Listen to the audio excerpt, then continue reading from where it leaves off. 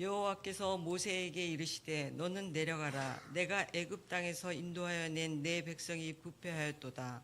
그들이 내가 그들에게 명령한 길을 속히 떠나 자기를 위하여 송아지를 부어 만들고 그것을 예배하며 그것에게 제물을 드리며 말하기를 이스라엘아 나는 너희를 애굽 땅에서 인도하여 낸 너의 신이라 하였도다.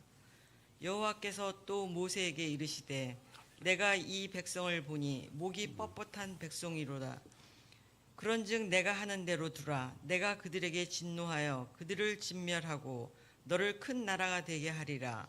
모세가 너의 하나님 여호와께 구하여 이르시되 여호와여 어찌하여 그 큰 능력과 강한 손으로 애굽 땅에서 인도하여 내신 주의 백성에게 진노하시나이까.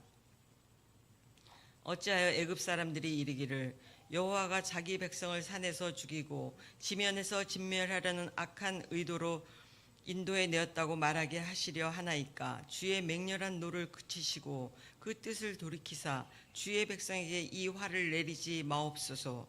주의 종 아브라함과 이삭과 이스라엘을 기억하소서.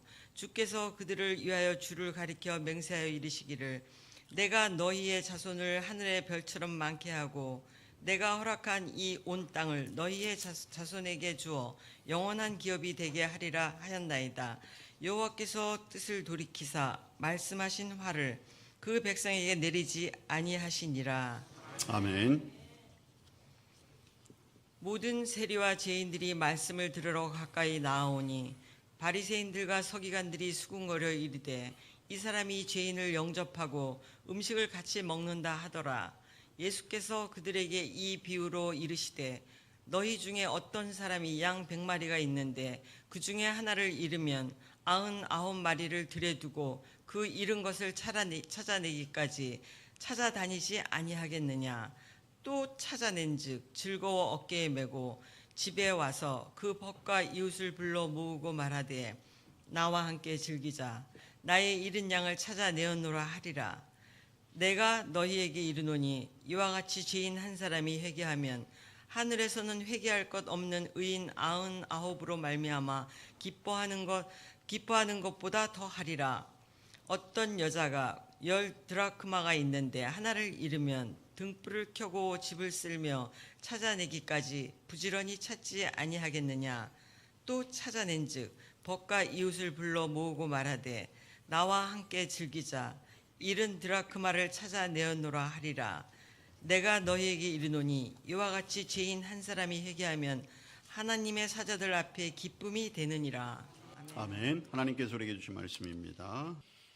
오늘은 출애굽기 32장과 누가복음 15장 말씀을 통해서 하나님 아버지의 마음이라는 제목으로 말씀의 은혜를 나누고자 합니다. 여러분, 하나님 아버지의 마음은 무엇일까요? 하나님 아버지의 뜻은 무엇일까요? 사람의 마음도 잘 모르는데 우리가 어떻게 하나님의 마음을 잘 알 수 있을까요? 그렇지만 하나님의 마음은 이미 우리 앞에 명명백백히 드러나 있습니다. 이미 말씀을 통해서 그리고 예수님을 통해서 하나님의 마음을 우리에게 충분히 표현해 주셨지요. 그것은 바로 영혼을 사랑하시는 마음입니다. 영혼을 사랑하시되 한 영혼을 천하보다도 귀하게 여기시는 그 마음. 그 마음이 너무나 커서 우리의 방법으로는 또 우리가 가진 지혜로는 계산할 수 없을 만큼 깊고 크고 넓은 그 사랑이 바로 하나님의 마음이지요. 우리는 이번 성령 강림절 기간 동안 계속해서 제자의 삶에 관해서 말씀을 나누고 있는데 무엇보다도 이 하나님 아버지의 마음이 내 마음이 되고 또 그것이 내 뜻이 되며 또한 우리의 삶 속에 그 뜻을 이루어 가야 할 것입니다. 오늘 우리가 함께 읽은 출애굽기 32장의 말씀은 하나님께서 이스라엘 백성들을 출애굽시키시고 얼마 지나지 않아서 시내 광야에서 있었던 일입니다. 하나님께서 모세를 불러서 이제 십계명을 주시지요. 그 40일 동안 모세가 시내산에 올라간 기간 그 밑에서 이스라엘 백성들은 금송아지를 만들어 놓고 바로 이 금송아지가 우리를 애굽에서 인도해낸 신이다 이렇게 명명한 후 그 앞에서 춤을 추고 제사를 드리는 장면 이후에 있었던 일입니다. 7절 말씀에 보면 하나님께서 모세에게 이렇게 말씀하시죠. 내가 애굽 땅에서 인도해낸 내 백성이 부패했다라고 하는 것이에요. 여러분, 부패했다는 것은 썩었다는 것입니다. 부패했다는 것은 다시는 눈길을 주기 싫다는 거지요. 하나님의 마음이 닫힌 것입니다. 여러분, 금송아지를 만들었다는 것은 단순히 우상을 만들었다는 것 이상의 의미가 있어요. 하나님을 다른 것으로 바꾸려는 시도였다는 거죠. 하나님을 하나님의 자리에서 끌어내리고 그 자리에 다른 것을 올려놓은 거예요. 그리고 이제까지 하나님 앞에 경외의 마음으로 몸을 굽히고 머리를 떨구고 그리고 온 마음과 뜻을 다해 예배했던 그들이 자신들이 만들어 놓고 자신들이 올려놓은 신 앞에 몸을 굽히기는커녕 목을 뻣뻣이 든 채 같은 시선으로 같은 자리에 있겠다라고 하는 것이죠. 오늘 9절에 하나님께서 그 백성을 향하여 목이 뻣뻣한 백성이라고 하신 것, 여러분, 이것은 단순히 그들이 고집스럽다거나 아니면 그들이 잘못된 길로 가고 있다라는 표현을 넘어서 이제 하나님의 자리를 위협하는, 자기 마음대로 신을 만들어내는 백성에 대한 하나님의 한탄이라고 할 수 있는 것이지요. 부패한 백성, 목이 뻣뻣한 백성, 그것이 바로 하나님의 구원 계획 가운데 이끌어냈던 그 백성을 향한 하나님의 마음이었던 것입니다. 그리고 하나님은 결국 그들 앞에 진노하셨어요. 그리고 그 진노는 진멸함으로 이어지게 되는 거죠. 하나님의 결심이 그렇게 섰습니다. 그런데 그 자리에 바로 모세가 있었어요. 모세도 얼마나 그 마음이 참담했겠습니까? 11절에 보면 모세가 하나님께 기도하지요. 하나님, 어찌하여 그 큰 권능과 강한 손으로 애굽 땅에서 인도해 내신 주의 백성에게 진노하십니까? 여러분, 출애굽은 전적으로 하나님의 역사입니다. 하나님의 권능과 하나님의 강함이 있었기 때문에 그 애굽이라고 하는 대국가의 손아귀 위에서 이스라엘 백성들을 구원해 내실 수 있었던 거예요. 모세는 그 하나님의 힘을 알고 있어요. 그런데 그 하나님의 힘이 이제는 자기 백성을 진멸하시는 그 힘으로 작용할 때 얼마나 그것이 무서운 것인가를 모세는 알고 있었던 것이지요. 모세가 고백한 큰 권능과 강한 손, 이것은 모세의 큰 두려움이에요. 하나님이 내 편이실 때는 하나님의 그 권능과 하나님의 강한 손이 나의 가장 큰 보호막이 될 수 있지만, 그러나 하나님의 진노하심이 임할 때 그것은 그 누구도 피할 수 없는 그런 무서운 징벌인 것이지요. 그리고 12절에 모세가 뭐라고 얘기합니까? 하나님, 맹렬한 노를 그치십시오. 맹렬하다라고 하는 것은 기세가 출중한 것이죠. 멈출 수 없다라고 하는 거예요.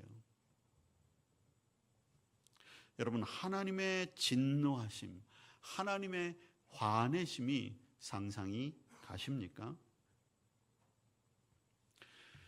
모세의 간절한 기도, 이 모세의 기도는 오늘 우리가 교회 안에서 행해지는 중보기도의 원형으로 많이 여겨지기도 하지요. 자기 자신을 위한 것이 아니라 백성의 구원을 위해서 하나님께 기도했던 그 모습, 모세의 그 기도 덕분이었을까요? 오늘 본문에 보면 하나님께서 그 뜻을 돌이키신다 말씀하고 있어요. 이스라엘 백성에게 내리려 했던 심판과 재앙을 거두신 거지요. 여러분, 뜻을 돌이킨다라고 하는 것은 어떤 의미입니까? 먼저 결정했던 것이 잘못됐다는 것을 인정하는 거예요. 그러니까 뜻을 돌이키는 것이죠. 다른 방향으로 가는 거죠. 그런데 여러분, 하나님에게서 실수나 하나님의 잘못 인정할 수가 없는 거예요. 우리가 인정하는 것이 문제가 아니라 하나님은 실수도 없으시고 잘못도 없으신 분이십니다. 그런데 오늘 성경은 하나님이 그 뜻을 돌이키셨다 말씀하고 있어요.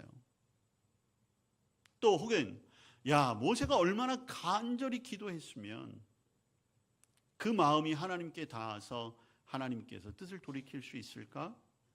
그렇게 생각할 수도 있겠지만, 그러나 오늘 우리가 주목해야 할 것은 분명 모세의 기도는 있었습니다. 그러나 모세의 기도가 하나님의 마음을 돌이킨 것은 아닙니다.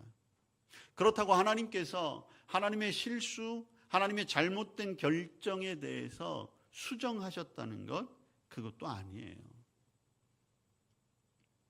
하나님께서 이스라엘 백성을 향하여 그 진노하심을 멈춘 것은 돌이킨 것이 아니라 원래 하나님의 마음이었다는 것이죠. 하나님은 자기가 택한 백성이 멸망의 길로 가는 것 원치 아니하십니다.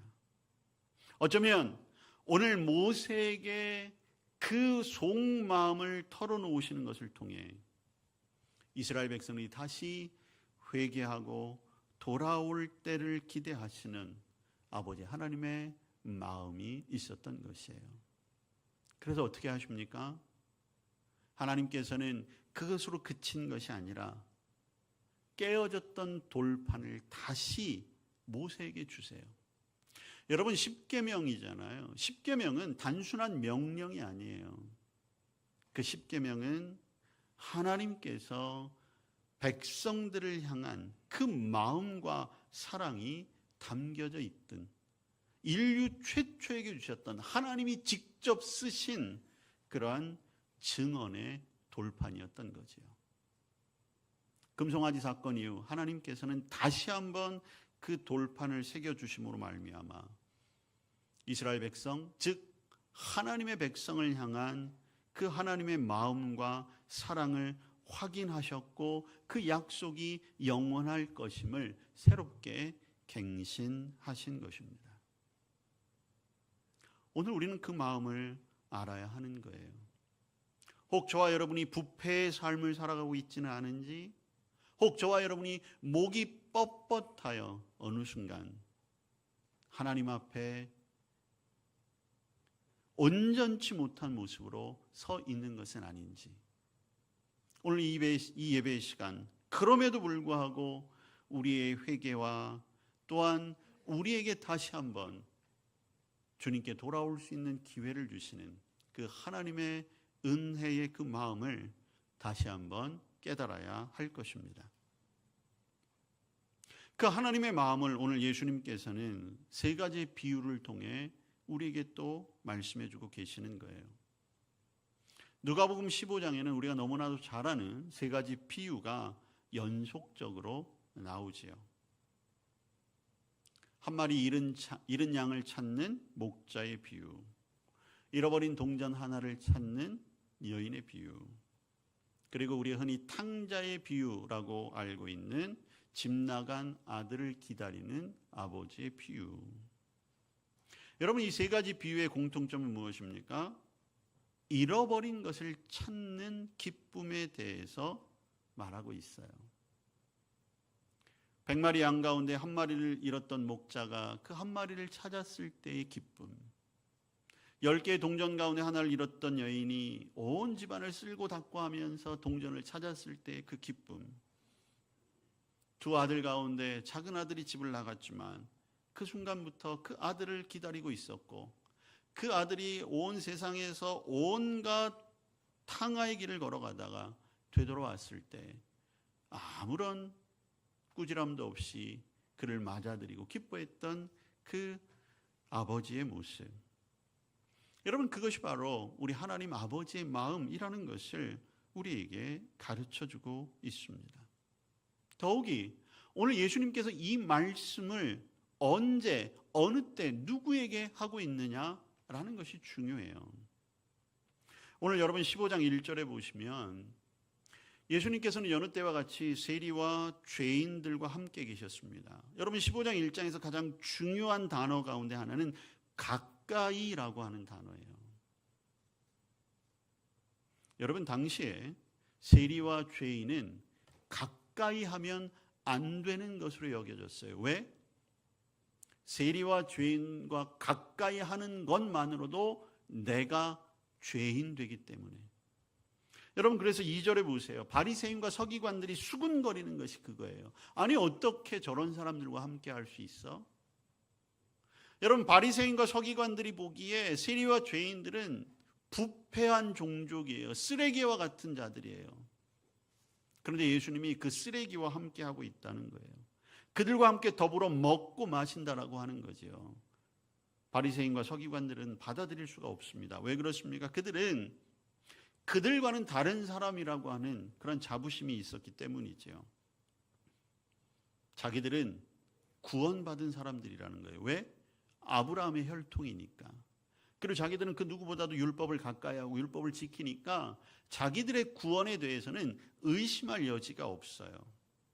그런데 본인들이 구원받은 것과 세리와 죄인들을 함부로 여기는 것은 관련성이 없는 거죠.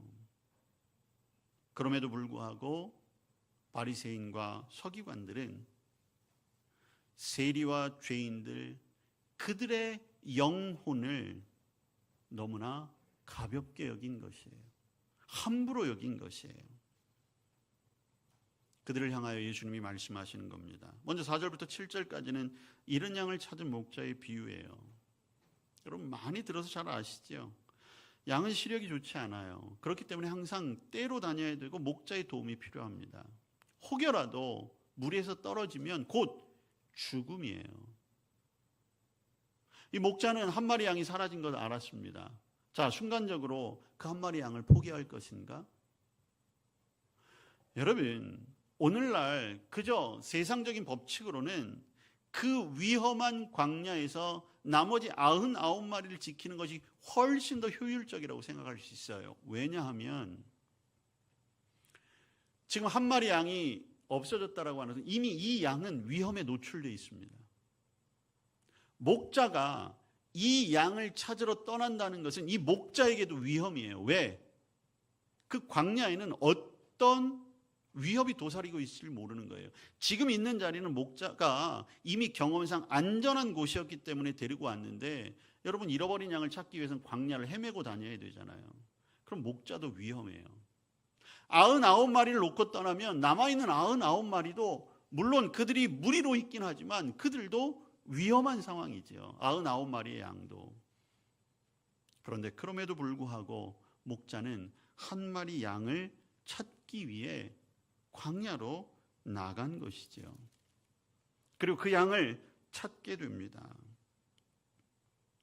5절 이하에 보면 그것을 찾아냈을 때 즐거워하고 어깨에 메고 집에 와서 벗과 이웃을 불러 모으고 함께 즐겼다라는 거예요.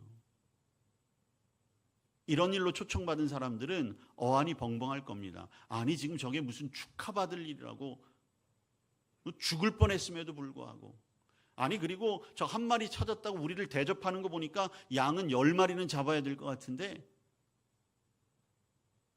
오히려 더 손해가 나는데 그렇게 생각할 수 있겠죠. 그런데 주님은 이 비유 끝에 뭐라고 말씀하십니까? 죄인 한 사람이 회개하면 하늘에서는 회개할 것 없는 의인 99으로 말미암아 기뻐하는 것보다 더하리라. 여러분 이 말씀은 분명히 대상이 있어요. 지금 나는 바리새인이야. 나는 율법학자야. 나는 그래도 하나님 잘 섬겨. 구원받을 수 있어.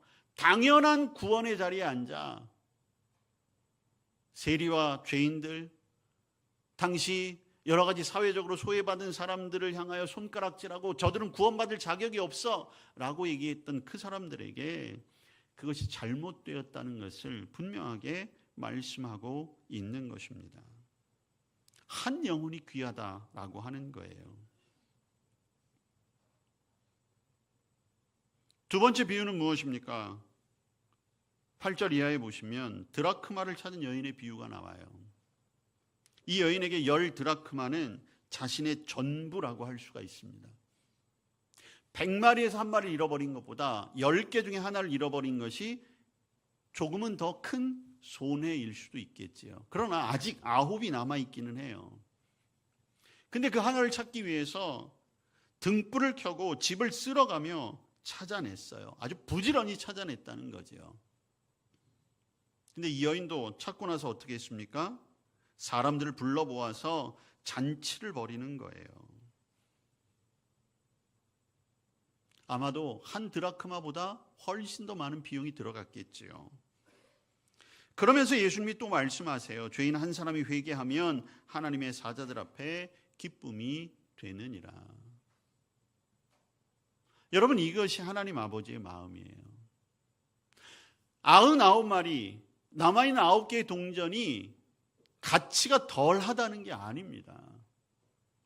각각의 가치가 그만큼 중요하다는 거예요. 여러분, 100분의 1이 아닌 거예요. 10분의 1이 아니라는 거예요. 만약에 하나님의 마음이 그렇지 않다면 오늘 저와 여러분도 이 자리에 없을 수 있어요. 저와 여러분을 100분의 1, 10분의 1이 아니라 그저 이 땅에 존재하는 단 한 사람인 것처럼 사랑하셨기 때문에 하나님이 저와 여러분을 구원받게 하신 거예요. 여러분, 오늘 본문을 보면 양은 혼자 돌아올 수 없어요. 동전이 혼자 주인에게 올 수 없잖아요. 목자와 그 여인이 찾아 나섰잖아요. 저와 여러분이 하나님 앞에 돌아갈 길이 없어요. 이스라엘 백성들이 금송아지를 만들어 놓았다는 것은 하나님께로 돌아갈 길이 다 막혀버렸다는 거예요. 저와 여러분도 똑같은 길을 가고 있을지 몰라요. 근데 하나님이 끝까지 저와 여러분을 정말 끝까지 목숨까지도 내어버리면서 찾아내신 거예요. 그리고 너무나 기뻐서 천국에서 잔치하시는 거지요. 이제 저와 여러분이 주님 나라에 가면 그 잔치의 주인공이 될 수 있는 것입니다. 오늘 저와 여러분이 가져야 할 마음이 바로 이 마음이에요. 한 영혼의 가치를 어떻게 보고 있는가? 저와 여러분의 시선이 달라져야 합니다. 긍휼의 마음으로 바뀌어져야 합니다. 하나님의 그 마음을 예수님이 이 땅 가운데 많은 사람들을 향하여 그 삶으로 보여주셨다면 이제 저와 여러분이 그 영혼을 사랑하는 마음으로 이 땅을 향해 나아가야 하는 것이 맞는 것입니다. 마음이 품었을 때 우리의 삶이 달라질 수 있어요. 마음이 품었을 때 우리의 보는 것이 달라지는 것이고 우리의 일하는 것이 달라지는 것입니다. 여러분, 복음 전하는 것이 사명이라고 하는데요. 때때로 사명이라고 하면 억지로 해야 할 것 같은 의무감이 들 때도 있어요. 그렇지만 정말로 사랑하는 마음이 있다라고 한다면 그것은 오히려 사명감보다도 더 큰 일을 해낼 수 있는 동기가 되는 것이지요. 오늘 나를 찾기 위해 나 한 사람을 위해 모든 것을 버려두고 나를 찾아오셨던 그 하나님의 마음, 모든 것을 내버려둔 채 나를 위해 독생자 예수 그리스도의 생명까지도 대신하셨던 그 하나님의 마음, 그것이 저와 여러분의 마음, 또 이 땅을 향한 여전히 주님의 우리 밖에서 하나님의 복음의 밖에서 방황하는 자들을 향한 저와 여러분의 마음이 되어야 할 것입니다. 여러분, 또 한 가지 우리가 주목해야 될 것은 하나님의 나라는 완전한 것이어야 하는 거예요. 99마리 그 가운데 한 마리가 함께 했을 때 100마리 온전함이 되는 거잖아요. 10 드라크마 잃어버렸던 하나가 그 드라크마에 함께 하게 될 때 원래의 그 자리, 오늘 하나님께서 계획해 놓으시고 하나님께서 예배해 놓으신 그 원래 그 자리, 때로는 저와 여러분이 박차고 나갔고 때로는 여전히 세상 밖에 있는 사람들이 그 자리를 박차고 나갔는데 하나님이 원하시는 것은 그곳에 우리가 함께 그 하나님 나라의 잔치를 누리길 원하고 계시는 것입니다. 하나님이 가장 기뻐하시는 일, 하나님이 가장 원하시는 일, 그것이 오늘 저와 여러분의 마음에 깊이 새겨지고 또한 우리도 그 기쁨과 그 축하와 그 감사를 함께 나눌 그 하나님 나라의 잔치를 소망하며 오늘도 저와 여러분의 삶을 통해 좋은 소식이 그리고 복음이 이 땅 가운데 전해지며 또한 그것을 통해서 복음의 열매, 구원의 열매, 전도의 열매를 맺는 성도의 삶 될 수 있기를 주님의 이름으로 축복합니다. 아멘. 천하보다도 귀하게 우리를 여겨주셔서 구원해 주셨습니다. 찾아와 주시고 하나님의 자녀 되게 하셨습니다.